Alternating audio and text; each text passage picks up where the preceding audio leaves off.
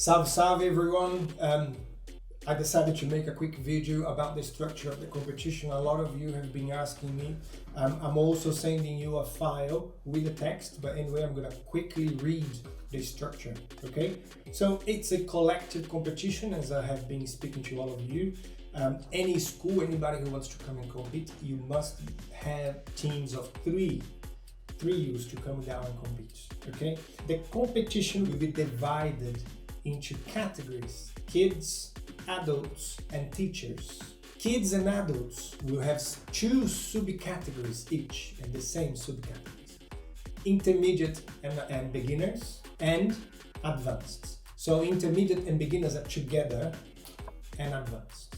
Okay? Kids from 7 to 12. Adults from 13 onwards. So the teenagers will compete together with the adults. For kids, if anybody has a child that is 6 or 6.5 and you believe the child is confident enough to take part, great, by all means. But that will be up to the school, that will be up to the coach. So, intermediates and beginners, what does it mean? Beginners, anybody training up to 1 year. Up to 1 year of training, we will consider them beginner.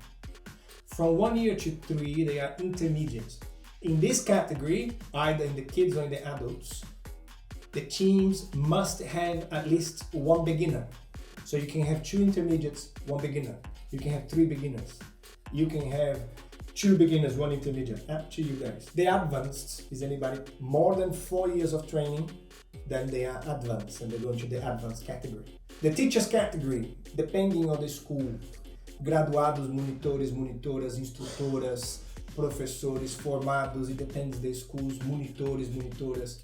Each school will rank it in a different way. So up to professores, that's the teachers category. Again, there is no criteria that it can be 3 teachers, 3 professores, 3 instrutores, 3 graduados, graduadas, it doesn't matter, that will be up to the school, okay? Each one of those categories or subcategories will have 8 teams, 0-8. The teams will be split into Group A and Group B, and they're gonna be competing on 2 rodas. Games will be happening at the same time for round 1 and round 2, in 2 rodas next to each other. I also sent you a graphic showing the positions of the roda, where the bateria will be, where the judges will be in the roda, and where the table scoring the points will be. 8 teams for round 1 and round 2. Everybody will play round 1 and round 2. On round 1, just before the start of that category, of that competition, we will draw which team will play which team. Round 2, the higher points versus the ones who scored less points. That's round 2. So that gives the opportunity for whoever didn't do so good on round 1 to then try to do a bit better on round 2. Then to the semi-finals will be the 4 teams with the highest score. I will explain the score in another video in the rules. Semi-finals, 4 teams will compete.